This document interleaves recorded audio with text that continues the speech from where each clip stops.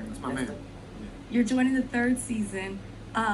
I would have said, I've never really seen you in a role like this before, but then in talking to you today, you talk about you have a project with dealing with sci-fi, so you're obviously a fan of the genre.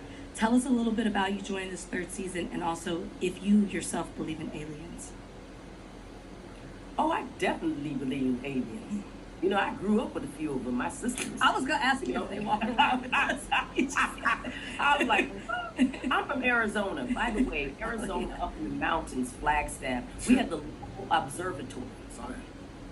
There you go. And it was the first mega telescope that could see as far as Pluto. That's what it discovered. So the stars were very big in our, how we grew up and looking at the stars. It's to this day, it's called a dark city. You can only have lights so much from any of the town or the city, because seeing the stars is important. And because we were we were living in poverty. That's the truth.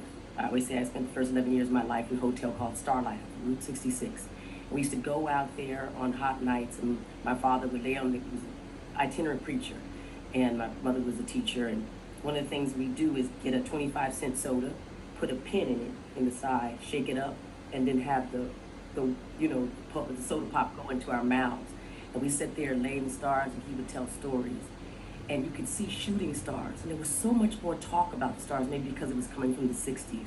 And I always believed that there was somewhere out there a world for us. Sorry.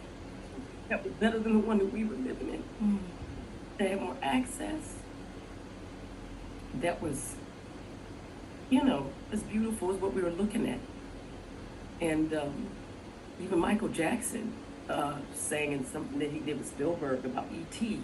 There were all these stories about, Twilight Zone, Gene Roddenberry's Star Trek, Star Wars, stars. That somewhere we would be working out, we would have worked out this stuff that we fight about now. There would be more equity, there would be more opportunity, but it didn't necessarily have to be on Earth.